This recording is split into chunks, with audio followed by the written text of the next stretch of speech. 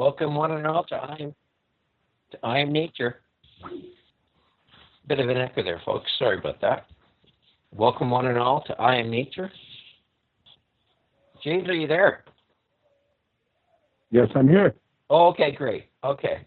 Sorry, I wasn't hearing, so I wanted to make sure I could. There was someone in the studio. We just lost one of our guests, David Dene, but I'm sure he has to do a reboot. He lost his sound for some reason at the other end. But so I guess, James, you're a little under the weather today.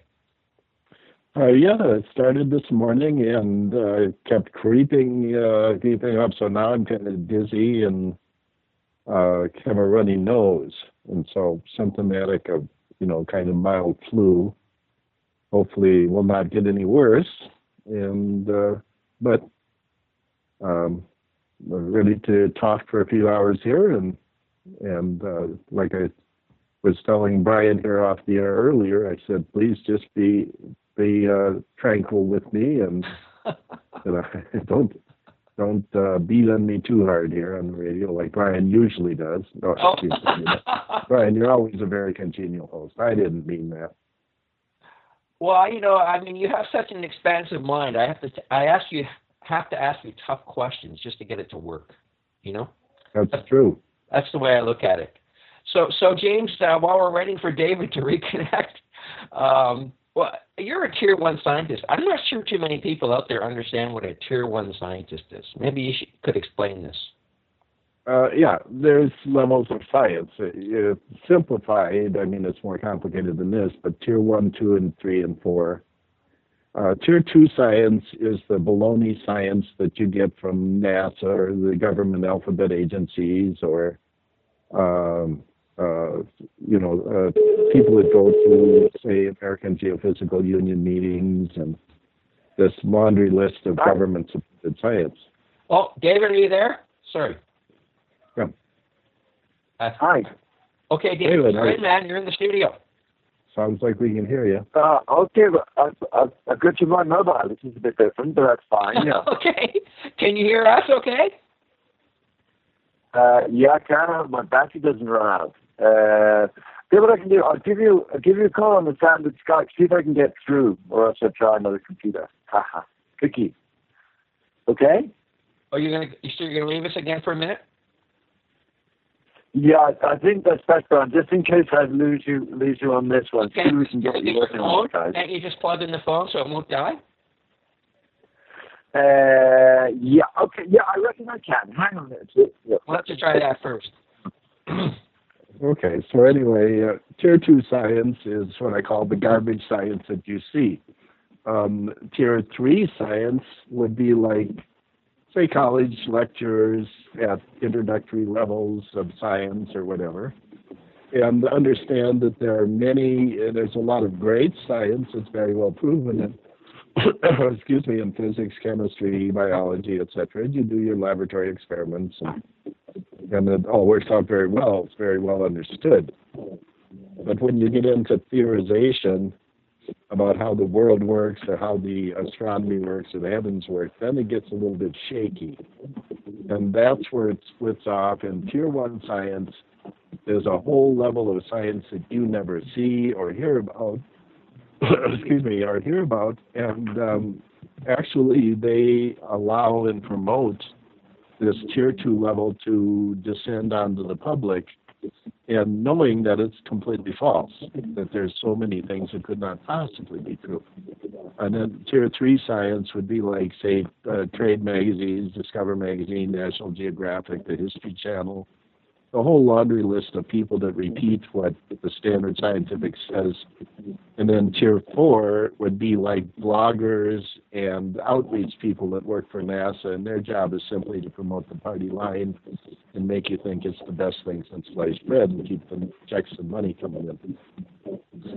So anyway, Tier 1 science is a whole level that you just don't see. So that's something that's it's a little bit difficult to understand. The difference between me and most real Tier 1 scientists that you find in, say, the government or industry or in secret scientific groups that hover around the world Most of those scientists are very compartmentalized, and I'm not, because I'm independent. I've always been independent. And so I'm not a compartmentalized person. I'm not an own person. Nobody tells me what to say or not to say. And the Tier 1 scientists, you will never see or hear about them. They're very much out of the limelight. You'll never see their name in a published paper, on the news, at a scientific conference, etc. So that's just a little summary. Yeah, and there's most of the Tier 1 scientists are working in secret labs, in places where a lot of experimentation, military-industrial complex, maybe working on GMO, these sorts of things. Oh, absolutely. Yeah, absolutely. Yeah, and I was talking a little bit about that today. I was on another radio show. And what happens is these people are plucked out of, they're really, really top of the line university students. And they get plucked out and they get a security clearance and they don't know at all anything that's going on. And about 4 or 5 years into this, all of a sudden they realize that, man, they're into something that they don't really want to be in. But then it's too late. They come up to them and they say, look, you work for us and you do what we say. And at that point, they're trapped. So they have no way out. And a lot of times they're working on projects that they realize if they got a conscience at all is really adverse for the health of the human race. So, but at that point, they're stuck. Yeah, there was a post about a whistleblower on geoengineeringwatch.org this week, and he went through the experience of being a whistleblower. He had been previously in the military. I think he was in one of the alphabet agencies. And he decided that, he realized what was going on, and he decided he wanted to let the public know about it. And, I mean, the levels of intimidation were just unbelievable. Yeah. I mean, they have access to everything. They have access to all your government funding. They have access to your tax records. They have access to your bank account. They have access to your friends. I mean, it's family, everything, yeah. Yeah, I mean, and they had special departments set up to do this. This is specialized warfare, personal warfare. Yeah. And I sort of wrote a note about, I said, I can relate to this. I mean, I've gone through a few things. I was never in the military, but I was just, doing things like social work. And the kinds of things that would happen to me for raising hell about issues or whatever, I just couldn't believe. So really it's not just the military, it seems like the whole system of government and administration has become weaponized. Oh, absolutely, yeah. And the people that, there's so many people out there that they just are doing their little job, and if they ever in their back of their mind realize what's going on or their little portion of the world, they just typically keep their mouth shut because the paychecks coming in, they got their family to think about, and that's how they get these people trapped. The guy gets married, has a wife, kids want to go to college, he's got a house. He potentially could lose this all because he's going against the system. So they pretty much have him trapped. And the thing with me is I never bought into this game. Yeah, unless you're willing to make some major sacrifices, which is what I did, because I believe integrity, you can't sell integrity. Integrity is priceless, like your soul. And what people don't realize is they're actually selling their soul to, I think it's the dark energy. I really believe absolutely, yeah. And that's the other thing, too. This is all being driven by extreme dark energy and we're not talking about dark matter, dark energy in astronomy. We're talking about evil energy that really is controlling things. Yeah, and it seems to be becoming more and more binding. Let me just see if we can get David in here. I think he's got his phone off mute and is trying to make a noise here. David, are you with us yet? Yeah, Brian. Yeah, I've got fairly poor sound quality, but I can understand what we're saying, so that's fine. Okay. All right. Can you hear me? You're making a lot of noise in the background. I'm not sure what was going on there, but it sounds. Maybe it was an echo. I'm not sure, but whenever James was speaking, I could hear an echo. Okay, how does it sound now? How are we doing? That's a bit better. Yeah. Yep. Sounds good. James is his voice is a little deeper this evening. Oh, yeah. Yeah. So you heard what we were talking about, turbulent science and intimidation? Yeah, it really does sound like there's an awful lot of that going on around the world at the moment. I think we have grassroots actions cropping up all over the planet, and the rather larger governments, such as in Europe and the US, I guess, trying to keep us so-called under control.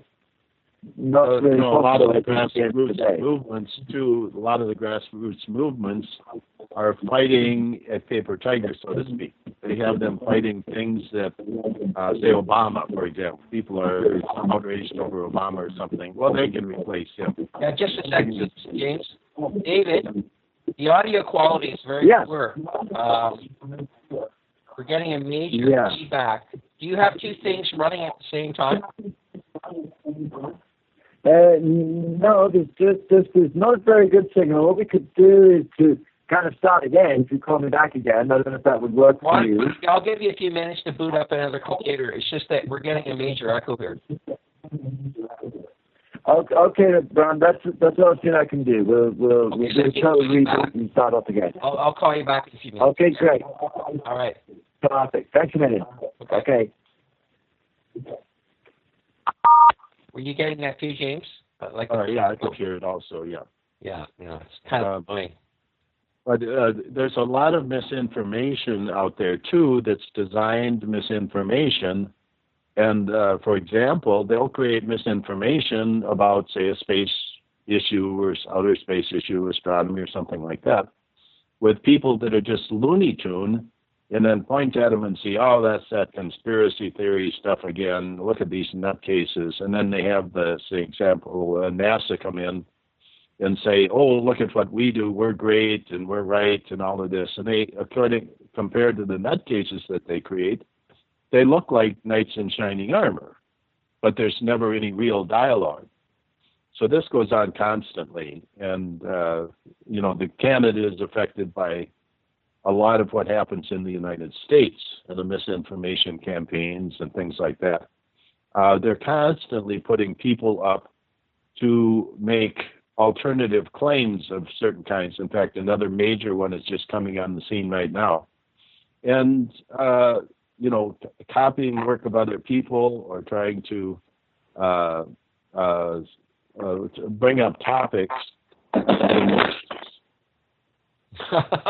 David's trying to reconnect. Sorry. I got it. We're good. Clear sound. Great. Much better. Okay, that sounds better. Well, the weird thing is we're having a nice chat for like 10 minutes before we got in the studio, and all of a sudden David's sound went on him. It's kind of strange. Yeah. We're Los Molinos effect in the southeastern corner of Spain, in the desert. Magic Valley. Okay, sorry to interrupt you, James, but we're all together now finally with good sound. So you were saying about they create their own show kind of movements? Right, dog and pony show. And, good example is that, Nancy Lieder, all through the late 90s and into the early 2000s, said that Planet X was going to crash into Earth May 15, 2003, and we're all going to die. And it was just completely bonkers. And, she got on major radio shows and all this stuff, and then it never happened. So what's the end effect? Well, NASA looked like the knight in shining armor saying, oh, this is all Looney Tune, which it was. But they create the Looney Tune, and therefore it takes up the bandwidth, so to speak, of the alternative media, and there's really no story. It's a non-issue. That's like when they create terrorists. Then they have the good guys fighting the terrorists, and the good guys always win. Like, isn't that swell? But the real terrorists, they never talk about. So anyway, it's the same type of thing, where they create the boogeyman, solve the problem, and then say, look at how great we are. You can create many layers of deception, too. Many, many, many layers. So it's really hard. The minefield out there of information and misinformation is just staggering. So it's very difficult for people to really understand what's going on. Once you get through that, then you've got to understand what real science is going on. So it's really, really a minefield of misinformation.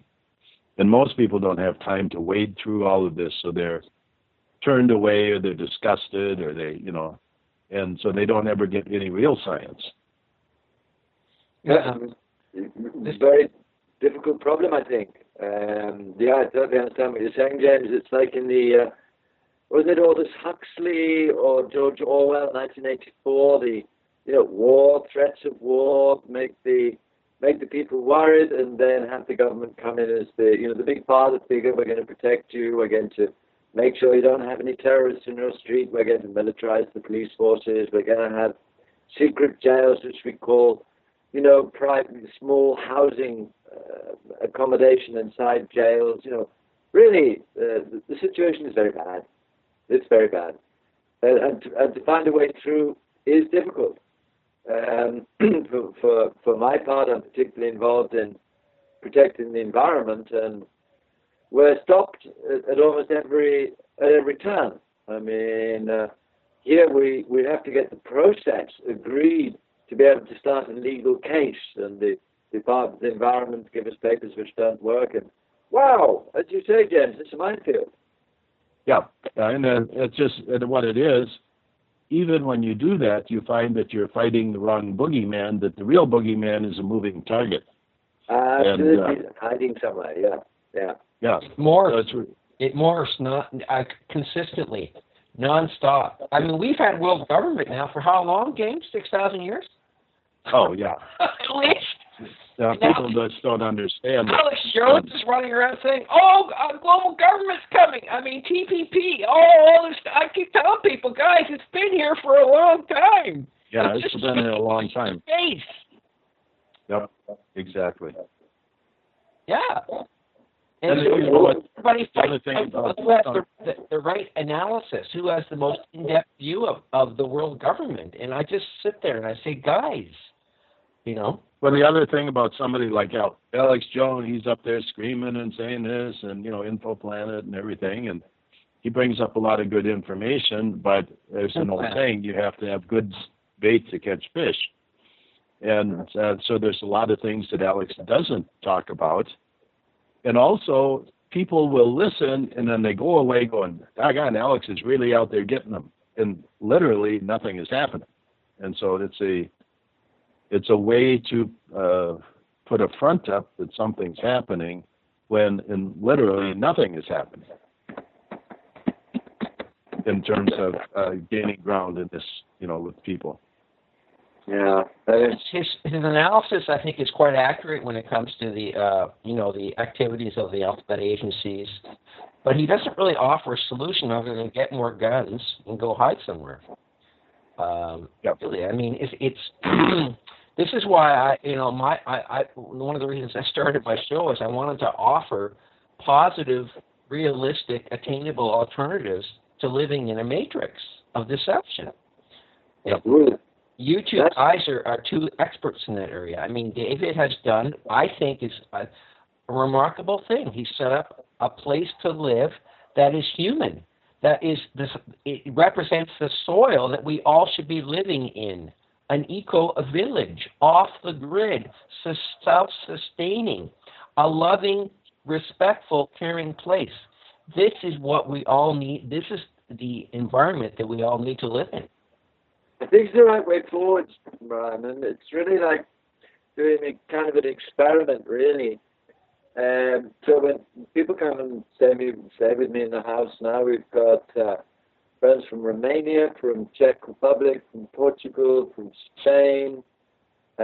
Just two guys just left from Germany. Another person just come in today from quite sure where it's from, but very, very mixed community. And what I look for is the exchange of energy, and to keep money out of the equation. Because really, to feed people here is very little money. We create our own electricity, we pump our own water, using hydraulic ram pump, and that we're not very far off about the system. So when we can learn to live without the pressure of money, then we can start to be who we truly are, and we can start to be creative and find those gifts which we have as individuals. And that's what we really look for here. And I think this is a kind of a principle of eco-villages, so that we find out who we are, and we live with that gentle footprint and live with nature rather than in some kind of a fight to dominate, you know.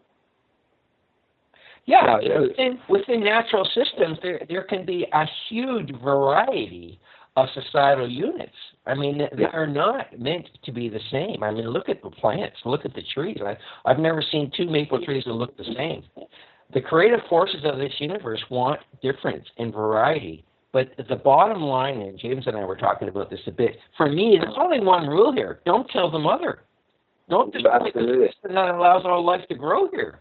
And this is what is unique about the culture we live in now, is it's so messed up. And this is why I love James so much, because he can fix the mistakes with science, because he's a tier 1 scientist who actually cares.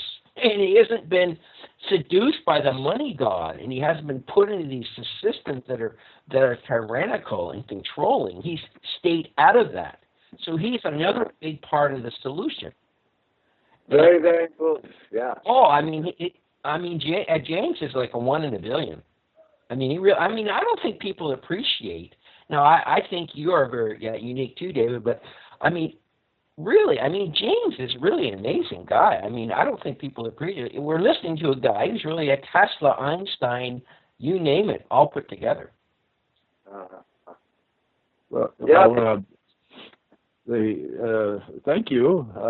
But yeah, you know, and the other thing is, it's not that, in a sense, I don't think it's that hard to do, and I don't know why more people don't do it. But you know, the 40-hour-a-week job, people get trapped in these things, and they don't even know it, but they're being conditioned by the time they walk into kindergarten. They are being conditioned for the workforce, you know. And so when they get out of high school or college or whatever they do, you know, they're very conditioned that that's what they have to do and that's what they have to be. So like the one guy said, the only choice you have is which kind of slave do you want to be? Yeah. Well, now there's certainly here in Spain we have overall 28% unemployment of the whole workforce. And that's unbelievable. Hombre, it's absolutely unbelievable. And we're taking away slavery now. You can't even be a slave anymore. James. Well, it's a bit like that. There isn't any work. There's 60% of the kids out of work. I mean, really, this is the old paradigm is really breaking down here in the province of Andalusia anyway, because the work isn't there, and it's a very strange situation. Families live on 420 euros a month, the whole family, paid by the government. Red Cross trucks come up into the mountains and feed people, and schools have been opened this summer to feed poor people in Almeria. I mean, really, it's quite shocking. How do people avoid starvation? Well, there is a little robbery around, actually. There really is. There's a friend of mine had his house robbed for, I think, the 4th time, and I was just going to leave the area. People are avoiding starvation because there is food around. Here in Almeria, we grow vegetables for the whole of Europe using these they're called plasticos, like about 40,000 40,000 hectares of these plastic greenhouses. Is that we can see it from space. So we're producing a lot of food, some good and some really not at all good, sprayed with pesticides. Kind of an interesting situation here. Well, this is one of the great. I think one of the great achievements of your country is the fact that you've discovered the most efficient way to grow food. Absolutely true. People say, hey, terrible. You know, I say on the other hand, we're innovating here in Almeria, innovating in terms of providing food which is ecologically balanced and recycling the water. So when we do run further into dislocation of climate, then we have a resource here. We have some new work here. Yeah, the problem is that because there's only one James, maybe a few other. Do you know any other Tier 1 independent scientists anywhere on the planet, James? That is independent? Yeah. Oh. No, I did when I was like, say, 1979, 81. I was at Cornell University, and there were independent scientists there. And then at meetings, like, say, American Geophysical Union meetings or other types of meetings for a number of years afterwards, there would be independent scientists, but they all went the way of the dinosaur. There was no money available. There was no funding. There was no data. And, although the agencies clamped down on data, nobody could publish papers because they were peer-reviewed by people in the alphabet agencies. And so the people just turned and went away. But I didn't. I said, I know what I did. I did my theoretical work, the work on comets, the solar fusion issue. The number of physics discoveries that I made was more than two hands worth of fingers, any one of which was Nobel Prize quality. So I knew what I did, and I wasn't going to sit down and drop it and walk away.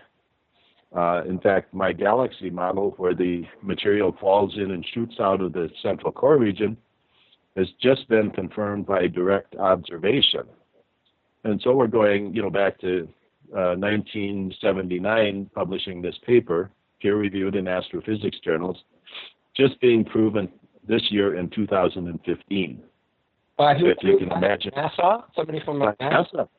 Yeah, the Hubble Space Telescope ultraviolet cameras on the Hubble were able to directly detect the new star formation, the clouds falling in, and everything I was talking about in that paper. So, these are the kind of things, and I said, hey, I'm not just walking away from my work because it was very, very important. That's just one field. There's many other basic scientific research discoveries. One, for example, the induced electric dipole redshift is a laboratory provable source of redshift, and I can prove that that's what these stars and quasars are doing in galaxies, and that's why everything seems to have a redshift, because it's an internal electrical property of the star. And that's something else that people are starting to understand what I did. And once again, this was probably the late 1970s when I proposed that and actually did the laboratory experiments, proving that it exists, the effect. But they've been able to keep this out of the being referenced or being utilized in Tier 2 science. And see, the Tier 1 scientists understand what I did, they know what I did, but they can't say anything. But the Doppler effect, are we talking the Doppler effect, James, with things appear to be going away from us? To fill in the blanks there, the Doppler shift in light is similar to like a train coming at you, which is an increase in frequency, which would be like in light, it would be the blue shift. Right. The light shift towards the blue end, and then if it's going away from you, the frequency lowers, and then that's the red shift. That's what I thought. And so general or special relativity is just the electromagnetic version of sound, and it talks about the red shift. And so when you look out in the universe, all the galaxies, all the quasars have redshift. Everything is redshifted. But there's a lot of anomalous data, like our sun has a redshift, and it's not moving away from us at all. No, that's pretty weird. Yeah, that doesn't seem to be logical that it would appear to be going away from us when it isn't. Right. And so you're just getting into the physics of the solar system. Nathan Harriman says that the solar system is moving in unison. And so what we actually are doing is we're actually spiraling. As we go around the sun, we're actually spiraling at the same time. Is that an accurate representation of the physics? Yes, absolutely. It's a frame of reference issue. Mm-hmm. And we're moving at such low velocities relative to the speed of light that we don't have other effects. But comets produce redshifts. And they're supposedly little ice balls and when they're moving at us, they're producing a redshift, and that's because of the induced electric dipole redshift. It's the photons coming out of a non-uniform electric field. So I did all the theoretical work. I did the laboratory experiments to prove it, yet it's being totally ignored in Tier 2 science. And so that's, just, once again, look at how removed that is from the galactic formation, redshift, then fusion of the sun. The sun's fusion is at the surface, not down in the core. The Russians proved that experimentally in the mid-1990s. And I talk about that in one of my books. It's a simple experiment, but a little too complex to describe on the air. That's another thing, totally 100% removed from the first two things I said. And like I say, go on and on. The discovery that comets are not dirty snowballs, that they're a plasma discharge of the solar capacitor. All of these things are major, major discoveries. I mean, that is big. That is big. I mean, that's a completely different view of how the greatest forces of the universe work. Absolutely. It's incredible. I mean, this is like the theory of relativity, what it did to Newton's view of the universe. This is huge. Yeah, every one of these, and I could go on and list these, for the next half hour, the various discoveries I've made. How about weather? That hurricanes are driven from the vertical electric field, not from warm water. The same thing for tornadoes. To understand that human beings are electrically connected to the other planets because we are an antenna, and the other planets are connecting electrically in outer space. And so we're part of that electric field, and we can sense these things, and so it gives a scientific basis for astrology. It kind of turns the world on its head a bit, though, doesn't it, James? I mean, I think you're probably flying in the face of the establishment. And that's a big establishment, isn't it? It's every one of these hits right smack dab in the middle, or something that's totally unrelated to any of these is my work on prime numbers, where I discovered how to directly calculate prime numbers. And it's something that a third grader can understand once you see how it's done. But there again, what does that do? It breaks the RSA encryption codes that are used for secure computing and firewalls. It breaks those codes by my work. And so it wasn't exactly welcome, once again, being totally scuttled in the world of mathematics. Kids should be learning this in school today as a basis of prime numbers, as a basis of mathematics. But it's being blocked and withheld by people in Tier 2 science and Tier 2 mathematics. And so what this information does is to enable the disencryption of encrypted messages. Is that the kind of thing? Result. And it's, in fact, one of my more recent books is called Breaking RSA Codes for Fun and Profit. And it describes the process to use my work on prime numbers to break RSA codes, which are there you might hear about 128-bit encryption or 256-bit encryption. That's what they're talking about. These are big numbers that are a product of two prime numbers. Well, if you can figure out those prime numbers very quickly, you can break those codes faster than they can create them. What about our own personal codes? When we want to be private ourselves, we don't want to be an algorithm of some marketing company. Can we create our own encryption codes which are more effective with the information about prime numbers? Well, that's something I'm working on releasing, because that's an area I worked in for about 25 years of my life. I worked in telecommunications. 10 of those years were at a company called NCR Compton, which was eventually bought by AT&T. But I was the principal systems engineer dealing with hardware and software, and these were encrypted, highly sensitive in terms of security, computing, telecommunications computers for IBM mainframes. That's what I did for 10 years. That's something I know a lot about.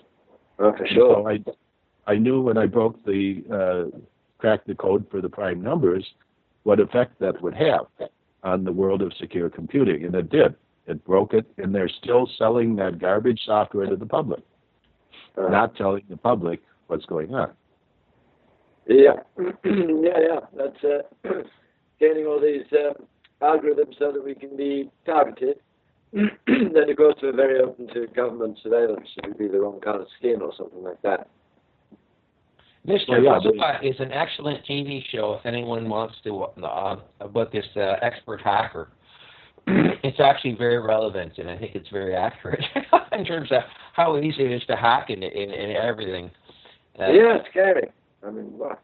Yeah, except for maybe the military. I think they're running on their own networks and whatnot, but anything public or even commercial, I think it's, if you know what you're doing, you can get in there.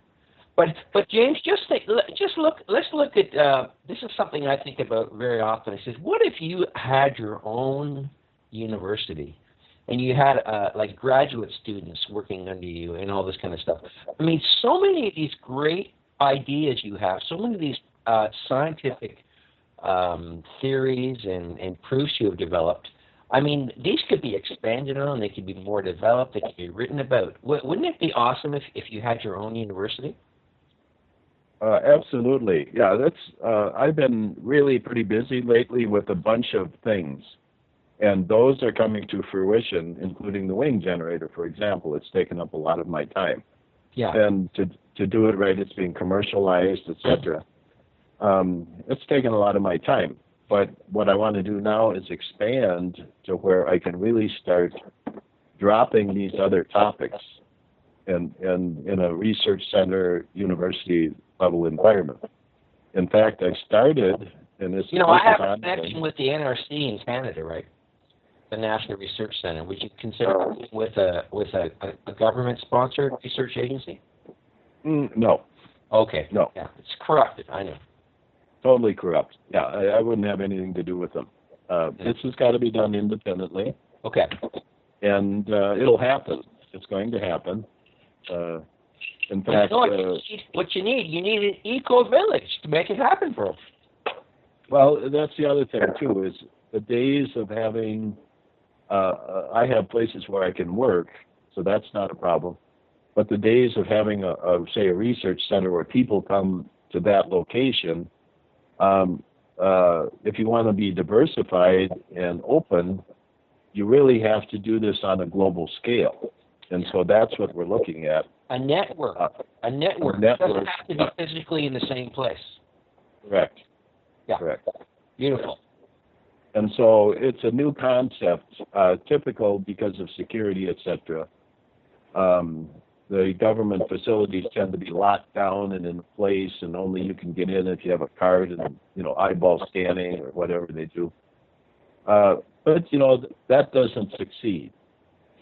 What you're paying for a lot of compartmentalized people that work in their own little area and never talk to anybody else is not a good plan. It's a huge waste of money. Yeah, and our governments are great at wasting money. And they don't get results. Best at it. Yeah, I think it's time to think out of the box. Because the paradigm of life at the moment, it's a box which is very dysfunctional.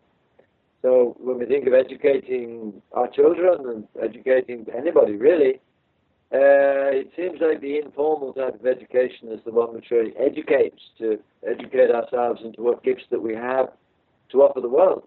I think that's the way forward. In science, my books are being used by homeschoolers all over the world. Beautiful. And they're the basis for understanding, and then of course they branch out from there. But understanding science, that is real science, not this fairy tale, dead universe science is being pawned off on the public. But then as a basis for understanding that, hey, this universe is alive, it's exciting, we're part of it, and we should be going out into space. The whole purpose of NASA is to prevent people from going into space. This idea that, like the Matt Damon movie, puts the last nail in the coffin. Don't think about going to Mars. Only NASA can do it. It's really dangerous. It's a desolate planet. There's nothing there for you. Don't go there. That's the message of that Dane movie. Okay. Meanwhile, I probably got bases there already. Oh, yeah. Oh, yes. Yes. There's a lot going on there and on the moon, but they don't want the public going there. And this is, once again, the evil, corrupt, selfish, greedy world's bankers. That's who they are. You know, they're like the kid that always had to win the baseball game, or if he was out at third, everybody had to agree that he was safe, because if not, it was just too uncomfortable dealing with the little jerk. You know. We have an interesting man. I mean, running the Tesla Foundation. I can't remember his name, but he's putting a lot of money into space research to provide the rocket section, which then comes back to us so we can reuse it. So Elon Musk. Yeah, I mean, that's the man, exactly. I mean, wow, what a character he is. Yeah. Unfortunately, though, it's when you get to that level, to be allowed to do what he's doing, he had to sign in with the bad boys. And but I guess it's being like president of the USA, you know, you sign in with the bad boys. Right. And so if you want to keep doing what you're doing, you know, to get those NASA contracts, to get the military contracts, to get his military contracts to launch military-grade payloads, he had Google sign in, which is a totally CIA-operated entity, and Fidelity. And they now have a seat on the board and own 1/10 of the company. That's the corporations again. Yeah. So you gotta play ball with the boys. Otherwise, you know, and this is a huge worldwide power game. And that's why I just get slam dunk. I looked up today, and I've known this for a while, but I actually copied out the Wikipedia. According to Wikipedia, I do not exist. Literally says James McCanney does not exist. You better put yourself in, James. I think you can in Wikipedia. I think we can write your own bio. For a while, I had a write-up in there, not me, and I didn't write up anything there. Okay. But it was all slamming me and all of this other stuff. Well, what happened is it drove more traffic to my webpage for people to find out who I was, and once they were on my webpage, they forgot where they came from, and now they were becoming listeners and buying my books and studying from my webpage, listening to my radio shows. So they decided it was better just deny that I exist. They're making efforts to censor you, to make you less known to the public. Absolutely, yeah. Yeah. So that's that makes bizarre, sense.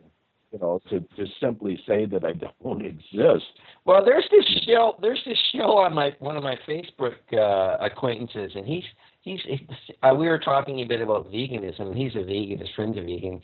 Because I don't agree that veganism is the only way to live on this planet. Now, they're trying to destroy my character on Facebook. You know, this is the kind of people that are out there, and I'm not sure that they're aware of what they're doing. I think the guy is a professor in climatology. I think he knows what he's doing. I think he's paid. He's a paid guy. I mean, just because I don't agree with somebody doesn't mean you have the right to try to destroy their character. I mean, I'm a very open person, and I studied philosophy, and I developed the art of debate. And I don't, just because someone doesn't agree with me, I don't start calling them names. I mean, this is so childish. But you know, like, anyways. But this is what's going on all over the place. It's just one other way of trying to prevent progressive people from getting their message out there. And this is one of the reasons Revolution Radio, what you do, James, what so many other alternative stations are doing now, is they're letting people who see things differently and have, I think, better solutions express themselves, you know. And I really encourage people to look around and listen to different shows on this network and other networks, because there's some really smart people out there that have some great solutions. I'm proud of the fact that I brought the Eco-Village Network to Revolution Radio. I don't think anybody almost in North America knew about this great organization that Dave was involved in. So, yeah, I mean, it's a global organization, and a lot of good things going on all over the world. and in some cases looking to restore the cultural values of older cultures, like in Africa, for instance, to restore the values which start to get lost. You know what I mean? It's like to get away from a model of destructive processes of extraction, for instance. There are a lot of good things going on in the world. I mean, today. Well, that's it. I mean, there's a lot of good things happening, and everybody has to believe that there's only one way. There's this mono big government, big business model, and it's the one that's doing the most damage. One thing that is they're very good at is pitting people against each other, and that's a very important thing for the people in control, because as long as everybody's down here fighting amongst themselves, they can do whatever they want. And so people don't realize that. You have to, I almost think this, when we elect a president, we should elect a president for one thing, and that guy's got 2 weeks to get it done. And then we elect another president. Okay, this week we're going to fix infrastructure of the roads. Okay, here's the infrastructure road president. And we work for 2 weeks as a nation, and we get the infrastructure, repaired, whatever, new roads that have to be built, whatever it is. Okay. Done deal. Okay, now we're going to elect the president to deal with whatever else it is. I mean, and because here's what happens. Somebody runs on a platform, and they try and pick the most popular topic and hope they win on that. But then when they get elected, they do 10 other things that you didn't want them to do. I mean, yeah, totally. I think we have to think out of the box, because the system which we're living in at the moment is a system which really isn't working. We have 1% of the population owning about 50% of the planet. That is not the way nature works. We're stealing energy. We're allowing energy to be held in the hands of a very small number of people. And that actually is the energy which keeps the world turning, shall we say. When it's in billions of dollars in people's private bank accounts, and poor people have been squeezed for their last dollar, that is a system which is going to die, because eventually the people don't have any money to buy anything. So, like the situation we've been talking offline about in Ecuador, where the Chevron comes in, creates a big mess. The people are living in an oil spill area, and they have no recourse. And, that was 20 years ago. Yeah, that's really insane. Yeah, Chevron has spent millions and millions and millions of dollars fighting this claim, because it would be one of the biggest claims ever in the history of oil spills, I guess. And they continue to fight. So now there is an agreement that they pay $9 billion. Having been there myself, it's not actually money which is going to do the job, The pollution is to the air, to the underground water, and to the land. It's heavy metals, it's oil, it's a polluted atmosphere. Man, it is an absolute disaster. And when we allow that kind of disaster to happen, it's really almost as though we have to evacuate the area. There's 4,000 families due to be evacuated. I think 300 have gone so far. Cancer, wildlife death, it's a breakdown of an ecosystem. And money actually doesn't recreate the ecosystem. So I think it's ready to time to criminalize those events, as the End Ecocide movement is aiming to do. What we're aiming to do is to actually produce rights for nature, so that our nature has the similar privileges, should we say, as a company, which is given personhood. So if we give nature personhood, and then a national government supplies the lawyer to enforce that personhood for the future generations of the national, of the country involved, then we don't have to go through what we're going through here, which is going through process at a national level to be enabled to bring a case against the Department of Environment for trashing our environment. We've got to think out the box, and so today we started to work to create, to be part of a European youth event where 7,000 young people go to Strasbourg and meet and talk and see, well, what does the youth of today think that we need to do? So we're putting forward a Rights of Nature group. We started 24 hours ago. We need a number of 10. We've got 9 people already. And we're going to enroll in this, register in this. And so because the young people are the decision makers, they have to be. And they need to know what's happening in the world. And they need to have a voice.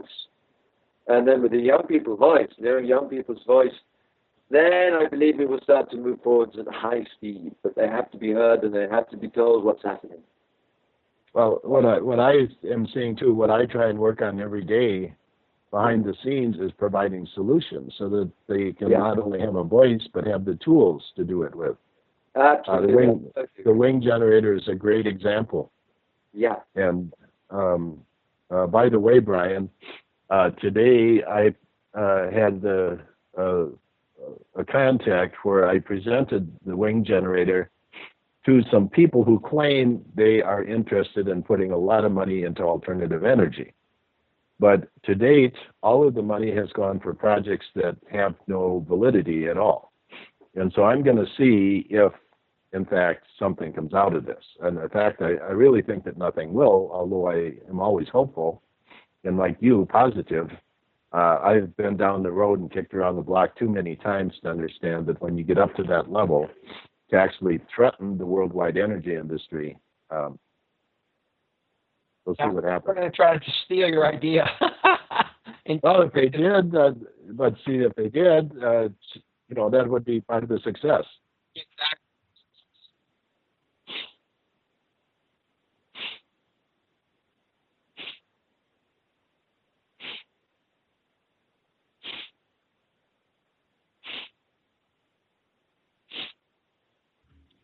Welcome back, folks, to I'm Nature. I'm your host, Brian Porter. I have 2 great guests again this week, James McCanney, often referred to as Professor James McCanney, and David Frederick Dene.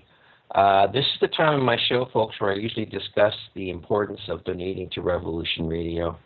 It's a platform where there is total freedom of speech, sharing of ideas. We are not narrow-minded on this platform. We will listen to anyone with almost any theory. We do have some limitations, but pretty much anything goes as long as it's presented in a respectful fashion.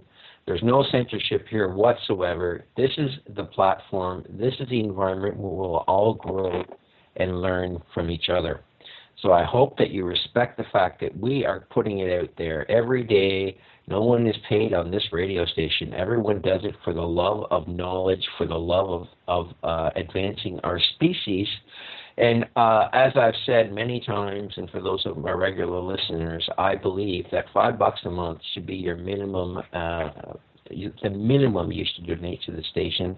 It does cost a fair bit of money to run the service. We have an incredible manager of the station who works his duff off. And he keeps this station online all the time, and we're so lucky to have him supporting us. So, folks, $5 a month, donate it, buy the archives, pick up any show you want, download it, listen to it when it's convenient. This is what I suggest as one of the best ways to support not just the station, but yourself and your knowledge acquisition. So, back to our very interesting discussion, and I just want to close out a topic before we move on. James, you were talking last week about this new software package you're putting together to try to create some privacy in phone and computer sharing of information and whatnot through the internet. I'm thinking that this is a prerequisite before you can set up any sort of a networked kind of think tank, university kind of environment for yourself and your ideas. Is that why you did it? Well, partly, but I mean, we just need, in this day of government snooping, and they're not just snooping, they're using this information to tailor misinformation to misguide the public. Facebook, Wikipedia, Twitter, Google are all very, very powerful AI, artificial intelligence monitoring systems. when Mark Zuckerberg was in Germany recently, Merkel, the Chancellor of Germany, said to him, "Is Facebook up to the task of making sure there's no negative commentary on the influx of Arabs into Germany?" And Mark Zuckerberg said, "Yes, we're all ready for that." And so basically, social media has become a dominant force in shaping public opinions, etc., just like Hollywood, just like music, and it's very much controlled. So we need simply at the very base level just private communication where people can form their own opinions, communicate freely without the in the past couple of weeks, for example, I've attempted to put messages on blogs that are on the internet. And I find that my accounts are blocked. I can't post messages. Other people who are listeners of mine attempt to post messages. And anytime they refer to me or my work or my name or anything, is immediately, it doesn't get posted. And then if they try and write, and then they come back and their account is blocked. So the level of control here is unbelievable, and it's instantaneous. And that's the level of control that's going on today. So they can control everybody saying good things about certain things that they want to put out there. And there's a lot of, and that's one thing I actually look for. If there's no balanced commentary on a blog, whether it's under an article, on a magazine online, or a video or whatever, if there's no balanced blogging, positive, negative, then you know that that's very much controlled. They want to promote that. And I saw a good example of that today, where it's just complete praise for this one author that hasn't even published his book yet. It's coming out. But, just inordinate amount of praise, which is not characteristic of blogs. Blogs are usually pretty hard-hitting and with people with very good comments and very good observations regarding a given topic. But when you see ultimate praise by everybody in the blog, you know that it's being very controlled. So this is what we're dealing with. James, the same thing happened to me last week. I got knocked off of Facebook for a day because I posted something about ISIS, Israeli Secret Intelligence Service. That's the way I interpreted that acronym. And I posted it, and they shut me down. I have never seen this before. You're not allowed to use that phraseology on Facebook, or you'll be shut down. I mean, that's pretty sad. And there's a lot of people who believe that ISIS is really a front for Mossad, CIA, and MI6. This is not that unusual, but they're trying to block this reality from the planet. Oh yeah, absolutely. But let's. How do we look at the situation? What I'd like to do is to understand the situation, and then see the way around it, because we have a difficult situation communicating out of and into Ecuador, because all communications in Ecuador are monitored by the government. And so we know it. There's no question about it. We know it. So then the next question is, well, what can we do about it when we communicate into the jungle? There are not many smartphones down there. So it becomes difficult. So we use basic encryption. WhatsApp, for instance, is encrypted and fairly tight. Black phone too. I mean, I think that's probably the smartest, most encrypted telephone on the market now. And the thing is, it is so secure that the thought is that probably industry will close it down because it will disable the collecting of algorithmic information on people. So exactly. Privacy.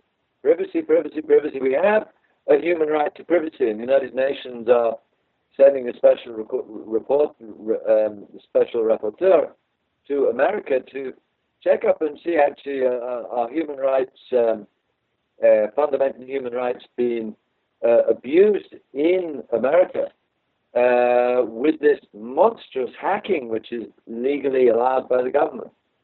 Right, and they use the hacking goes in the same back doors as the government has, and the hackers know that. That's how they get in there. And the government stands by and lets them do it unopposed. I believe that there's a case against Windows 10 brought by the Canadian government because they actually let it out with a very clear open back door. So open that it was declared to be actually illegally open. So it's good to see that these cases are coming up and that we as population are becoming more and more and more aware and really are beginning to become more involved in encryption. And we see Google bringing up some forms of encryption. And we're taken over by money is the problem. And the money system is absolutely contrary to the law of nature, the law of a plant creating seed and then spreading that seed. We humans, we create money and then we put it in the bank and hold it until these few people have got most of the money on the planet and the rest of us are scratching a living because the money is held by the few. What's the game of monopoly in real life? In real life, and it is real life, and it's destroying us, Well, the game of monopoly, at some certain point, one guy wins, other people lose all their money. You stop, you redistribute the money, and then you start again. In the real world game of monopoly, that doesn't happen. The people with power then own, instead of just buying Boardwalk and Park Place, they buy the court system, they buy the Congress, they buy the policemen, and before you know it, they can run amok without any accountability, and everybody else is flat broke. And that's the way it stays. There's no reset button. Kind of a weird situation. Are you familiar with the Bilderberg group, which meet every year? Yeah, I mean, that's an extraordinary organization. They met here in Spain, and we're quite good at Spain at exposing things. So took pictures of them coming in, made notes of everybody who's there. And that, in a way, is a type of world order, because it's the most influential people from around the world come and meet in a 5-star hotel every year with their helicopters and security, and they talk about how the world's going to work for the next year. And they're not hidden. It's like an open, available source of who's actually running our lives. Very weird. Right, and they're just one of the organizations. When I do my radio show, I talk a lot about topics like this and who owns science, etc. And some people criticize me and they go, "Why are you talking about this? I want to hear about science." And I tell them, "Oh, buddy, if you don't know about this, then you're not going to understand science or why it is the way it is or what they're telling you is baloney, and you're not going to understand anything about science because science is completely run and controlled by these same people." Okay, guys, so let's get back to the issue of solutions, because that's what this program is all about. I think we know what the problems are now, so let's just look at the practicality of setting up a network of people interested in learning about real science from James McCanney, which is what I would love to help you do, James, and I think it's so important that people start to realize the difference between real science and all these pseudosciences. We've discussed this a few times. I mean, every part of university education in science has been compromised. Absolutely, yep. And when I was at Cornell in 1979, they were beginning the archaeoastronomy department. And then I got to know the head of the department. It was a field I was particularly interested in and had done quite a bit of work in. And I went in and talked to him one day, and he said, "Look, I really respect what you're doing, but I can't do anything here.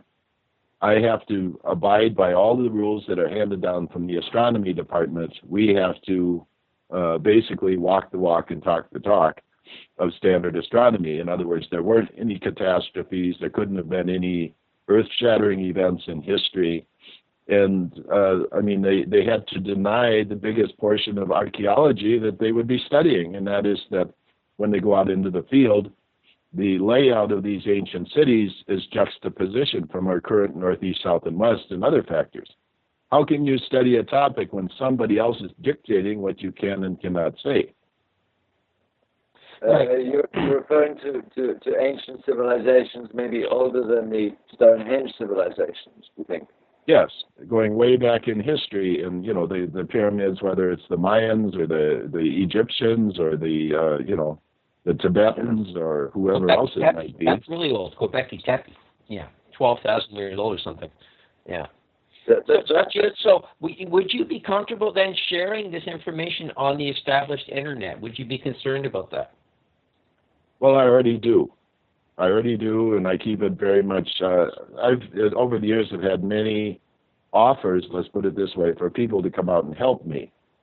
And what I've realized that although there are some good, well-meaning people out there, I have to keep my cards pretty close to my own chest and do my own work, because I can be compromised very quickly if somebody, say, took control of my web page or my other aspects of anything that I do. And that has happened to me.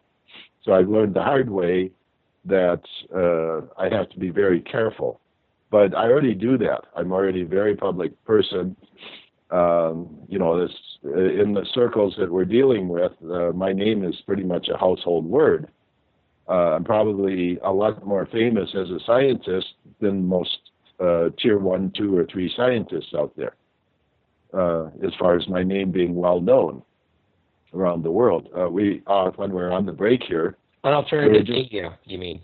Yeah. Yeah. When we were on break, we were talking about the fact that Wikipedia, I pulled it up today. There's sometimes when you pull it up, it says James McCanney does not exist. When you just pulled it up, you found something else. It's just a total slam of me. Calls me a crank scientist and all this stuff. Let me explain something. I've worked 25 years of my life in hardcore engineering of computers, computer software, of very complicated systems. And so what people are trying to do is they're trying to minimize my background, which is ridiculous. I have many and varied backgrounds, not to mention all my science work, my astronomy work, which NASA is desperately trying to steal. This not referencing my material when they say exactly the same thing that I said, the discovery of X-rays in comets, something I predicted in 1979. It was discovered in 1996 by accident by a NASA scientist, and refusing to acknowledge my work. This is just standard fare. This has been going on throughout my whole career. So you were a yes man, James. You wouldn't let them control you. This is the key ingredient in all things now. If you're not controllable, you're garbage. They don't want anything to do with you. So anyway, that is the bottom line. But so I already do that, and they're trying everything they can do to ignore me, criticize me, name call, you name it. But the more that this goes on, the more people I have in my audience, the bigger my message. This year, NASA actually had to come out and admit that Mars had oceans of water, something that I've been talking about for so long, but I became so successful at it, they literally had to come out and say the same thing and try and take credit for it. And then say, it was billions of years ago. And I said, no, it's recent. In my announcement, I said, no, NASA, look at this. This is what I call the creeping crud.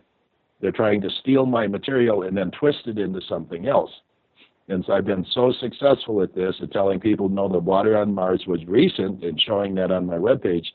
They actually came out last week and said, had a group of people going, the water on Mars was recent. And then in the next breath, they go, oh, but the majority of it was ancient, without having any scientific basis for saying that. But I'm having a very big effect. They're running scared because I used to call NASA never a straight answer. Now everybody does. I love it. And so, I just been pounding on this wall. I took my little hammer and it pound on the wall and pound on it every day. And when I first started, people would say, you can't criticize NASA. They went to the moon. They did all this fantastic stuff. They can't do anything wrong. I said, no, they got some problems here. And I kept enumerating them and over and over and over again. And after a long time, people started saying, hey, you're right. They are wrong about this. They're wrong about that. They're wrong about this thing over here, too. And so, really, I debated NASA's top scientist on the Coast to Coast AM radio show and won the debate. by a call-in vote. That means the public's listening to me, not the billions and billions of dollars per year NASA. You actually got them to indulge in a debate with you? I'm impressed. Wow. Oh, yeah, Dr. Richard Morrison. It was a very famous debate, and what I was doing was defending Velikovsky's stance that Venus was a comet in historical times and all of the other things that go with that. And I debated for the whole show, and at the end there was a call-in vote, and I won it by what would be considered a landslide vote if this were a presidential election. And so it was, and I thought I'd lose 100 to 0, 100% to 0. I actually won the debate, and what that told me is that the people are listening to me, not NASA. So they're 50 years of billions and billions of dollars and all their PR and all of their PR engines, and little old me won the debate by a popular call-in vote. That means the people believe me. Yeah, I know. I think people can smell the truth, and I mean, you're a man of great integrity, in my opinion. So you certainly convinced me. I've read a lot of your books. Everything makes sense to me, and and you try to keep it simple so that it's understandable to almost anyone, even a kid in grade school can understand a lot of your stuff. So that's key. I mean, it's key to try to reach out to as large a population group as you can. Now, James, I want to get this in before the end of the show, and it's a really big topic, but I want you to apply your analytical abilities and knowledge of science and apply it to, as you talk about NASA being full of flaws, let's use your abilities and look at climate science. Is this not one of the new, I consider it the most dangerous science on the planet because of what it says and how wrong the conclusions are? Yeah, the problem here is there's many problems with it. And when it very first started, it used to be called the greenhouse effect. This was promoted by a guy named Carl Sagan. And the reality is they started this on Venus because Venus had an extremely high temperature, hot enough to melt lead, and they couldn't explain it. So Carl Sagan came along and he said, this is the greenhouse effect. That's where this all came from, because Venus has this immense CO2 atmosphere. But then there were some problems with that. Venus does not rotate very fast. And so Venus's nighttime temperature is the exact same temperature as the daytime temperature. And there's no wind at the surface of Venus. So how does this hot air get around to the dark side over months and months of not being exposed to the sun? And so then they said, this is the exaggerated greenhouse effect. And this is what NASA does. And so this, then they applied to Earth and said that Earth would have greenhouse effect. But one thing they never talked about was the immediate release of energy into the air from these massive energy sources from nuclear, coal, and natural gas-fired power plants.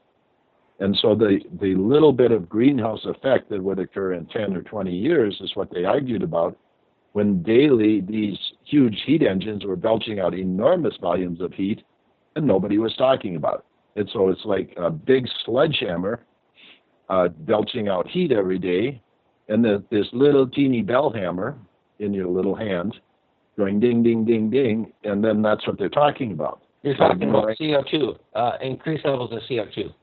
Yeah, causing global warming. Well, the issue is when you drive your car down the road, it's pouring out a tremendous amount of heat relative to the greenhouse gases that are coming out the tailpipe. And so they never talked about the real issue. So the problem has been they're using global warming based on CO2 and emissions and things like that, and it's a political football, because since it's difficult to prove and it's something that's over 10 or 20 years, they can ignore it, continue burning high heat content fuels, especially carbon-based fuels, and then now they want to charge the public a tax on it. And the reality is we never had to use this ever in the first place. We should have never used nuclear. We should have never used coal. We should have never used natural gas. We should have never used petroleum for wide-scale energy use. Converting inert materials, whether chemical or nuclear, into high volumes of heat and then converting that, a very inefficient process, about 20% efficiency, 80% of that heat goes right into the atmosphere. And so this is the problem, and it's been the one thing that's good about it is it has woken up a lot of people. But now what you're seeing is, in fact, like the people having eco-villages and trying to reduce their footprint, their energy footprint is all very good. And so this has backfired. The whole program was to get more control, raise energy prices, and get people even more dependent on these few energy sources, when in reality, what's going on? I've invented a system that can extract energy very efficiently from the wind and provide us with all of our energy needs, something that nobody ever dreamed somebody would do. And so the whole issue here is now they're coming back and saying, oh, all this greenhouse global climate change research is flawed. You're going to see a lot of that now. Why? Because they have to try and destroy the reason for why people are becoming ecological minded and say, oh, you don't have to worry about it anymore. Burning high content carbon fuel is not a problem anymore. That's happened in the last 2 months. And so, but the end result is they've lost a lot of people. Tens of thousands, hundreds of thousands, certainly millions of people have simply got off the bus and stopped working in the system, which is insane. And so it's backfired on them. Their control that they wanted to squeeze on everybody isn't working. And so now they're reversing their story. Right. I hope you're right, but I agree with your analysis of the science, but unfortunately there's this big climate conference coming up. The end of November, I believe. David's probably going to go to that. Are you? The COP 21 in December in Paris. Yeah. But what I am doing actually in December, I've been invited to the Geneva Forum to be held in the United Nations building in Geneva in December, and there we will be discussing rights for nature and what's going on in the world. Okay. Let me just finish my point, David. Sorry. Yeah, of course. I don't want to get you distracted by the conference. I'm just making the point that there's a post today I put it on my Facebook page about the fact that David Branson, Mr. Billionaire, Virgin Mobile, and he's got his own little space, thing going on, trying to get people out in space. Richard Branson. Richard Branson, yes. He's offering a $25 million reward for someone. I posted this to your on Skype there, James. I don't know if you noticed it, but offering $25 million to find a geoengineering solution to global climate change. Depends which part of it we're looking at, I think we can. No, but what they're trying to do, David, is the fact that they've been doing it for like 30 or 40 years already, Jim. Right, so they're trying to make it legitimate now. They're trying to say it's getting out of control, and the geoengineers, the people who are anti-geoengineering, have been saying from the get-go, this is what's causing the problem. This isn't the solution. This is the major cause of climate change, of the warming of the planet. So weigh in on that one. I mean, do we agree that we actually have a problem with the Arctic sea ice melting? Do we agree that it's melting, Well, yeah, we do. But the other thing, and I talk about that in my books, that we are coming out of an ice age. We're getting back to normal is what's going on. The Earth historically has been rather even temperatured all over. During the days of the dinosaurs, they could walk around at what would be the North and the South Poles in relatively the same climate as the equator, because the atmosphere was very different. Is this going to kill us all then? Are we going to die because of this? No, but what I'm saying is that the Earth has been heating up naturally. And so what we're seeing, this global normalization where the glaciers are melting, etc., is getting back to normal. We're coming out of an ice age. It's going to cause a lot of death and destruction. Yes, but there was no cars driving up and down the road or coal-fired plants back in the days before the ice age. Yeah, we got it now, though. Yes. Yeah, but the thing is, and see, here we're arguing about this, David. It's a non-argument because we never needed any of this in the first place. But we got it, you know. Yes, and we have to stop get rid of it. We have to get rid of it, David. Well, divestment, and like the Guardian is doing a magnificent job of pushing for divestment in fossil fuels because, well, we need to stop doing it. We need to stop burning them, you know. I mean, solution. The problem with the melting of the Arctic ice is the problem of this massive amount of methane gas. And that undoubtedly has an insulating effect and keeps the warmth in and keeps the cold from coming in. So it is a gas which is more effective, if CO2 does produce a blanket effect, then the scientists say that in the first 20 years, methane is 100 times stronger as a... But David, you just said the key word, 20 years. What does that tell politicians? Oh, I got 20 years. It's like if you told somebody that's a spendaholic that in 6 months your credit card's going to run out. You know what they're going to do? They're going to keep spending for 6 months because you told them 6 months.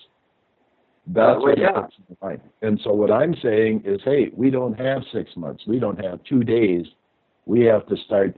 We're going to use energy, but we have to find a sane source of energy, and that's something I've done. But but we got to stop now. And this is my point. The entire global warming argument is flawed because it gives them time. Look at what the G20 conference. They said was held in Germany this past summer. End of the century. And they said by the end of the century we're going to cut by 50%. Well, is that the last day? It doesn't say anything.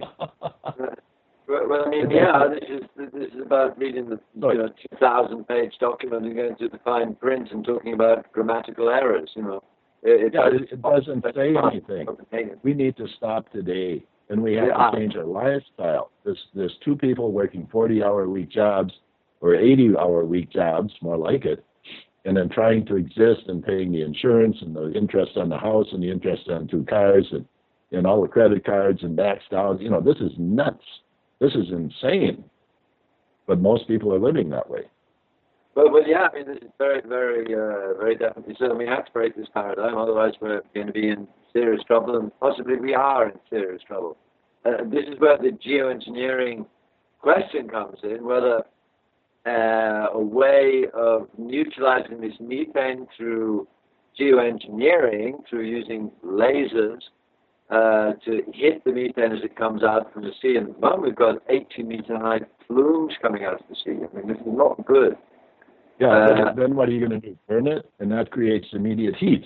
I mean... ionized hydrogen release from water and methane rises and combines to form H2. Then we have 3-dimensional radio interference pattern set up by 3 13.56 megahertz transmitter ships, etc. We do have some interesting geoengineering going on here, very detailed explanations, which is a little bit above my head in terms of frequencies and megahertz and what. Where are you getting this from, David? I'm getting this from Arctic Blog. Okay. I can give you this. I'll just pop the link on. Throw it in the. When you get a chance, throw it in the Skype. Yeah. Maybe when James is chatting. Here's the problem. Is that people are looking at a single factor. The atmosphere of the world is extremely complicated. And so you can't have people running out going, well, I'm going to do this, and then that'll have this effect. When all of a sudden the solar output could change and you're pushing the Earth in the wrong direction. Well, it's an immediate threat which looks like it needs to be addressed on a global scale. Yeah, but what I'm saying is that we should not be having anybody making decisions in rooms someplace that we should be doing anything to the climate or atmosphere or to the environment. It's a bit of an overreaction to a normal trend on the planet. I guess, is that what you're sort of trying to say, James? Well, what I'm saying is that methane would not even be there if it weren't for oil rigs. Most of this is coming out of oil rigs. Well, that's a bunch of contention. This is but here again, David. We're standing here. We're going down the slippery path of arguing over these fine points. No, it's very burning. I think it's fine. No, David. We shouldn't be burning any of these fuels at all for any reason. That I agree with totally. We have to stop arguing about, this little methane here, that's a big methane over there. Here's what we're going to do. We're going to put a ship there. We're going to burn it, and we're going to use lasers. No. All of this. I think we have to, because the threat is so big. It's gigatons of the stuff. Let me make an analogy, David.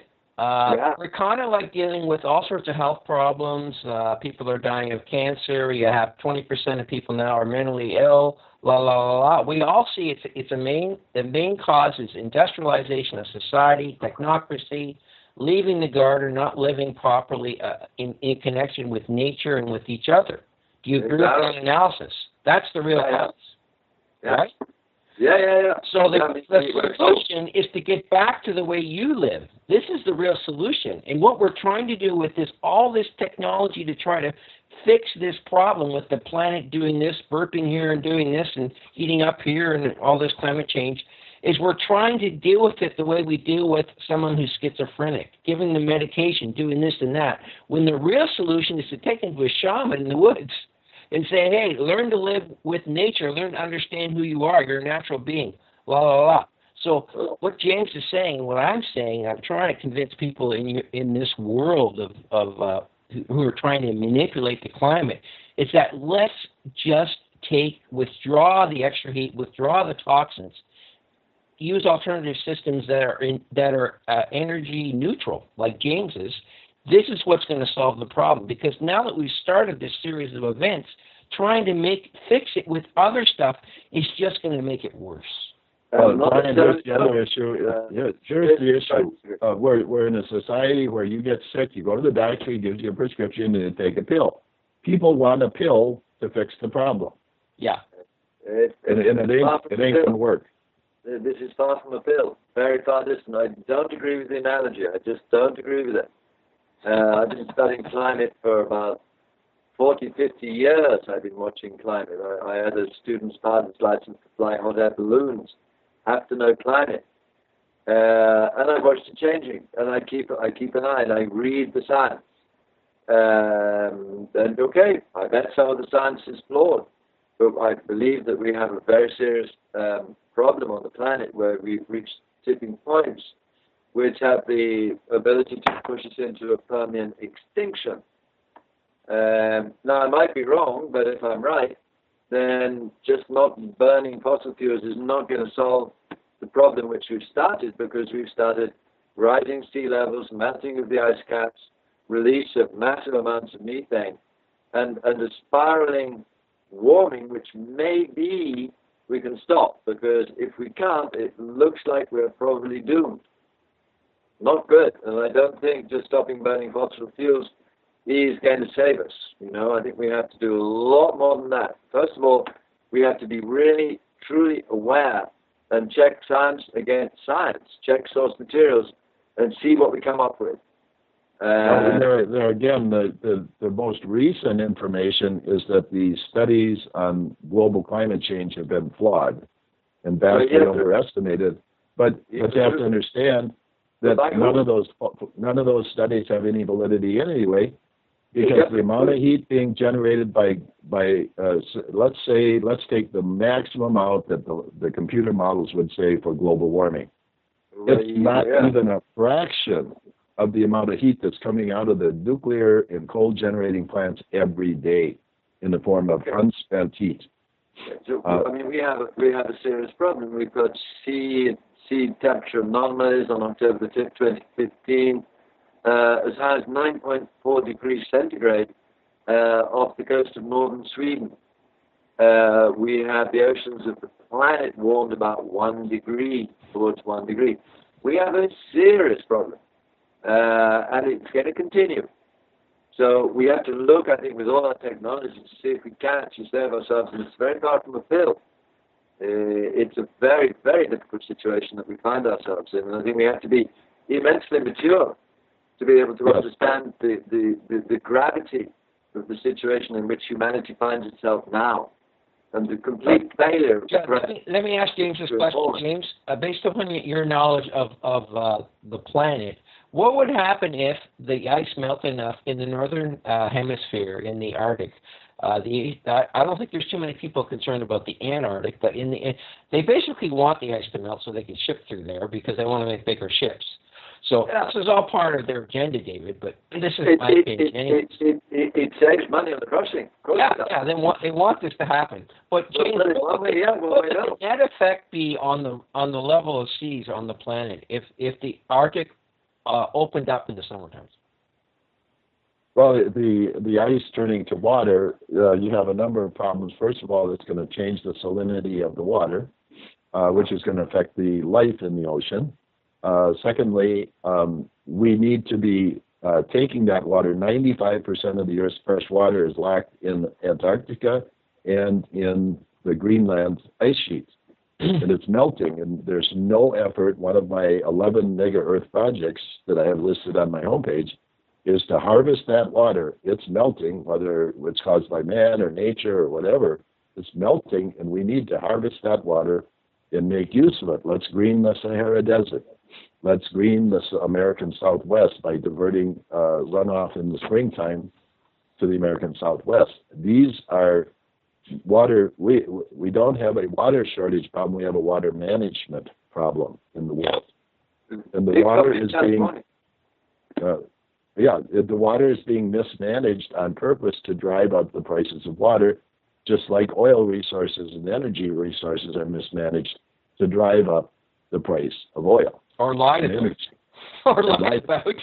Yeah. And so anyway, what I'm saying is all of the government science, I don't trust any of it. Let's just look at a little fact. We always talk about climate change in terms of temperature increase.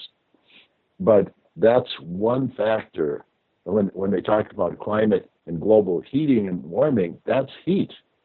Heat is not temperature. They're related. But take two boxes full of air and put a higher humidity content in one than in the other. Okay? Now drop the temperature of the degree or so in the box that has the higher humidity. It can have more heat content than the box without any water content, even though the temperature in the box without water content is higher. So reading temperature as a measure of global heating and climate change and global warming is not even valid even in a box on a laboratory table. Okay. So it's too easy for scientists to stick a thermometer out the window at the airport and say this is the temperature, and what they're reading is, because of all that cement at the airport, the temperature is 5 degrees hotter than it is 10 miles out in the country. Yeah, we can get 50 degrees here in Sobas in the petrol station and 45 degrees here in my village, for instance. Humidity, for instance, it feels warmer because there's a high latent heat, and but the actual physical temperature of the air on our planet, well, it holds more water, and when it gets hotter, and less water comes out when the whole air is hotter. But here's another effect. The Earth has a way to balance things. As it gets hotter, there's more evaporation and it rains more. And it goes into the sea, a massive heat sink, the sea. And there again, we're talking about heat content, not temperature. Okay, now let's get back to my original question, though, James, because we didn't quite. Again, I want to finish these questions because I think they're really important. What you said, that there would be some changes in the salinity and whatnot in the water if this ice melted. I assume that the ice, when it was formed, would suck up some of the salt water, but maybe not. Maybe it's mostly fresh. The frozen water is fresh water. It is fresh, even though it's kind of a salt brine, kind of salty water. It all freezes fresh. Is that how it works? Yeah, because what's going on, it's piling up snow. That's where it comes from. There's a hydrological cycle where it snows there, and that pack builds up. So it's pretty pure water. Oh, it isn't. So it isn't the fact that it gets cold there in the wintertime. There's no sun, and it doesn't freeze some of the existing salt water in the oceans? No, the hydrological cycle is constantly bringing water up to the poles. I mean, this happens on Mars, happens on Earth, and when it falls, it stays there until the next. Okay, I got that straight. So, but the effect would be changing the salination content of the water, which I don't think would be too dramatic, but maybe I'm wrong. Would it destroy the planet, James, if this happened? This is the plan I'm trying to counter this nonsense, in my opinion, that we have to use all this highfalutin energy systems and space weapons to burn up the methane to save the planet. I think this is just another way for the military-industrial complex to justify its rampant spending in Looney Tune technology. Well, you have to first check the base figures, data. Because if the data confirms... No, but let him answer, Dave. Let him ask the question. In your estimation, James, would it lead to extinction events on the planet if the Arctic melted enough away that you could ship through there in the summertime? Well, it would probably raise the ocean levels, and I don't know exactly how much. I mean, you can make calculations. And a foot? I don't know. That again, you'd have to make some calculations. People have done this. They say if the Antarctic and the Greenland ice shelves melt, which they are doing, both of them. But 2 years ago, or was it a year ago, the Arctic ice shelf was the biggest it ever was in history, in recorded history. So this is oscillating back and forth. It's not a simple trend that every year it's warmer, although that's what the global warming people keep announcing. Yeah. If you lived up in Canada or in the northern states last year, it was an extremely severe winter. They tried to do some sort of research up in Hudson's Bay, and they couldn't get in. There was so much ice, they couldn't get in. The western part of Canada was warmer in North America. I believe it's due to geoengineering. It's part of their program for whatever reason they're doing it. I mean, we don't have access to their information, so we can't be certain as to why they're doing it. But it's like I think it was connected to Shell wanted to put a floating platform up there, and then they wanted to warm that part of the continent up so they could do it and do some oil exploration. But let me let Dave in here because I don't want to be accused of only side of this. Yeah, I've just pulled up Arctic Sea Ice 2015 update 10, showing the various levels of Arctic sea ice going back to 1979. And we do see that there has been a remarkable decrease in sea ice and also a very serious decrease in the thickness of sea ice, which is caused, now here we come into the salinity of the water as the fresh water melts into the Atlantic Ocean, which is what's happened. We now have a temperature anomaly across the middle of the Atlantic Ocean where the Gulf Stream was flowing strongly, is now flowing very weakly. And we have a cap of kind of fresh water on top of the very dense salty water, and therefore it stops the Gulf Stream flowing. And so in the oceans of the world, we have the anomaly of the Atlantic Ocean becoming colder and the probability that we'll have a very cold winter in Europe this year. Because the Gulf Stream stopped flowing when the BP oil spill happened.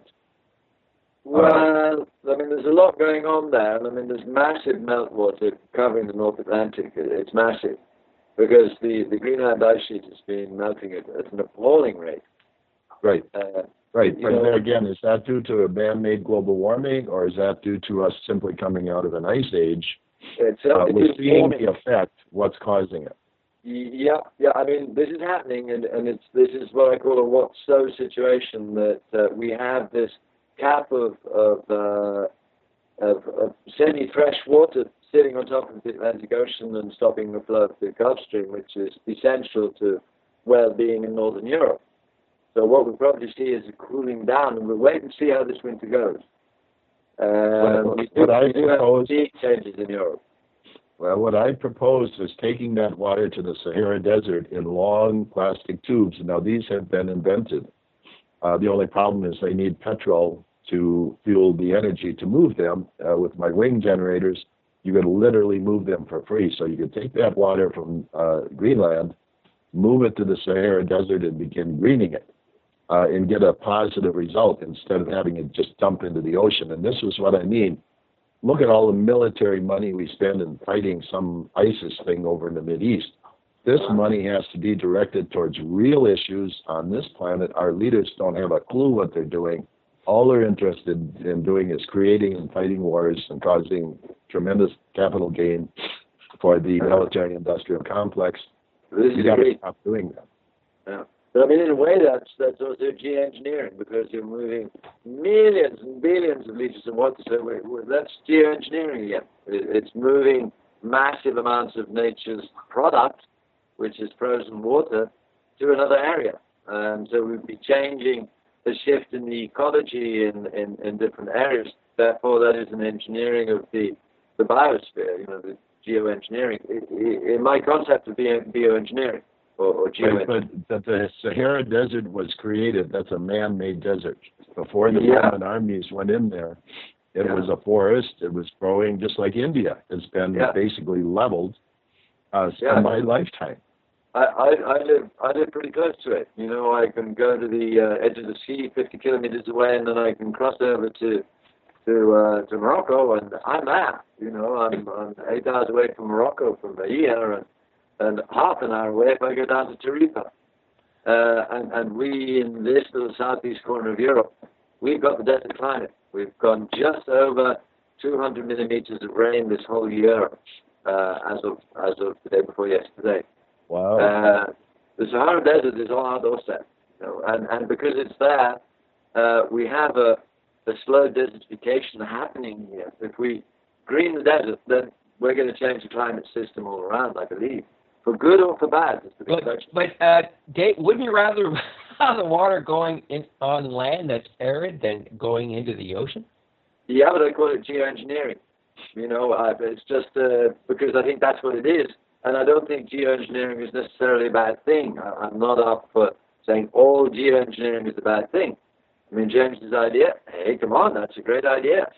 We look at bringing water down from northern Spain to southern Spain, and just to get that agreed, man, it's been on, off for 20 years now. To get a simple agreement in a part of the country which is dying for lack of water, and there's water in the other part of the country, to get the people to put it across, nope. Yeah, well, we have the same thing in the United States, where we have the Great Lakes, vast amounts of water, and it's not allowed to take it anyplace else, like to the American Southwest. But we do have vast flows that go down the Mississippi River every spring with the melt, the spring rains and the snow melt. A lot of times severe flooding, and that water could be diverted to the American Southwest and green it, and then we would have so much food that the whole planet would have plenty of food. Well, yeah, I agree with that. I mean, use those pipelines which are going to be laid for the tar sands of Canada to go down to Texas. Hey, what about using this kind of technology for water? David, you should see the map of pipelines in the U.S. It looks like a highway system. I mean, there's so many there. It could be used to move anything, water included. I mean, what an incredibly out-of-the-box solution that one is. Yeah. Yeah, we just don't have leadership. The leadership is setting us down absolutely insane roads, and everybody now is here thinking about the next election, and it's just more of the same. Yeah, there's some interesting characters there. I mean, Donald Trump is most certainly an interesting character. I don't want to say too much about him because I think he's a bit of a maniac. Ben Saunders. I mean, Bernie Saunders, what an extraordinary man he is. So there is something happening over there in America, very polarized, And then Hillary Clinton, I mean, well, we do know that she does tend to tell a few lies, right in the face of all the public. So as a presidential candidate, level of integrity does seem to be doubtful. Lies here. That's an understatement. But we need more than these people. None of them have the understanding of what really has to be done. I agree with you.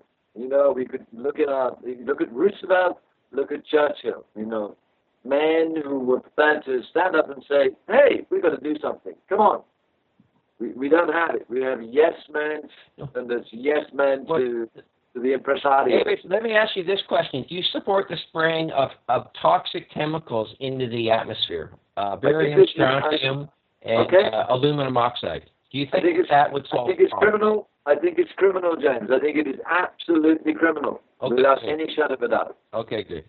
So we're not that far apart then. And, yeah, I'm open to all sorts of solutions as long as they're not moving water. To me, is not anything too